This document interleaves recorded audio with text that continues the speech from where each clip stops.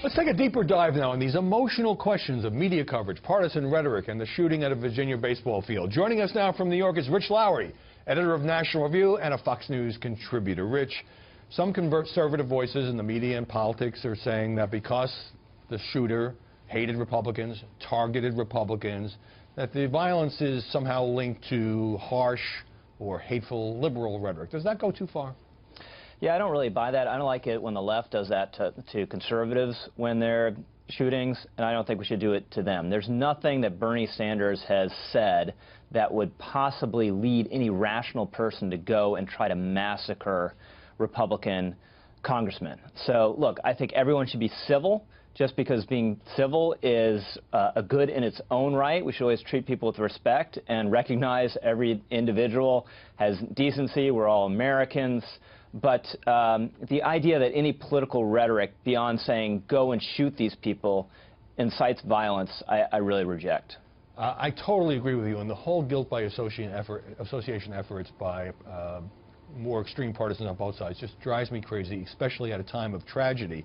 But why do you think that we have reached a tone now where so many political partisans say such inflammatory things, not necessarily advocating violence, of course, but do you think the media culture, in part, rewards that?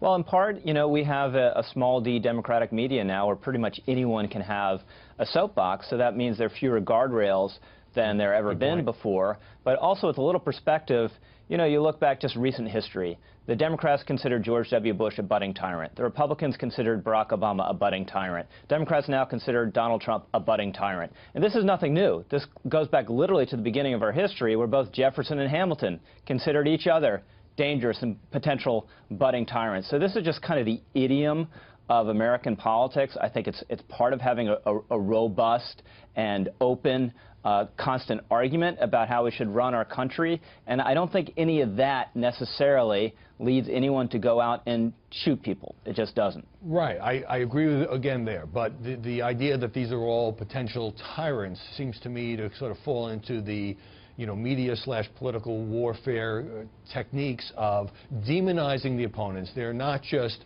people who are totally wrong-headed policies, you don't like them personally, but they are evil. They are a threat to democracy. And it would be nice if we could tone that down. But as you say, you know, in the age of Twitter, anybody can say that, and then it gets picked up, and cable news does segments about it and that sort of thing. Yeah, I have to say, Howie, one thing that's really bothered me about the coverage, and it's hard to prove, but I think it's fairly obvious.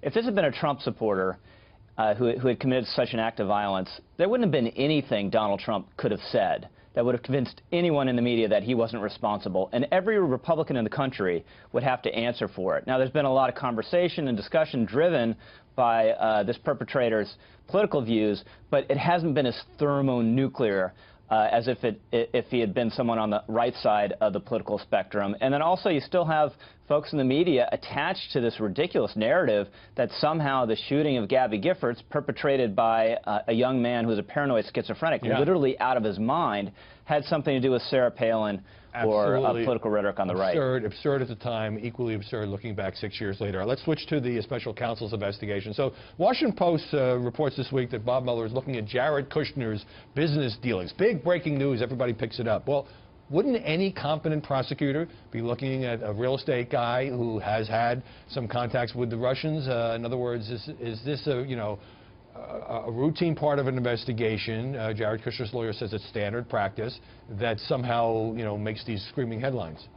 I think it's more alarming than that, and I think it's a bad sign that Mueller's investigation is spreading well beyond what should be its writ, which is basically finding out if the Trump campaign colluded with the Russians. But we're sort of far beyond that, even, just a month into his appointment, and I kind of believe, I can't prove it, but I believe that people will end up being indicted for financial wrongdoing that has almost zero connection to what was supposed to be the purpose of this investigation. Right. I mean, I would say the same thing, all the headlines about Mike Pence has hired a lawyer. Well, any top official who's going to have to talk to the FBI is going to hire an attorney, and so each thing, I think, is getting, they're legitimate stories, but the volume is cranked up to 11. On your point, special prosecutors often expand their mandate, but once James Comey made those allegations at a Senate hearing, doesn't Mueller, in order to be credible, if he decides to bring no charges against anybody, have to look into some of these things? And is that the way it's being portrayed by the press?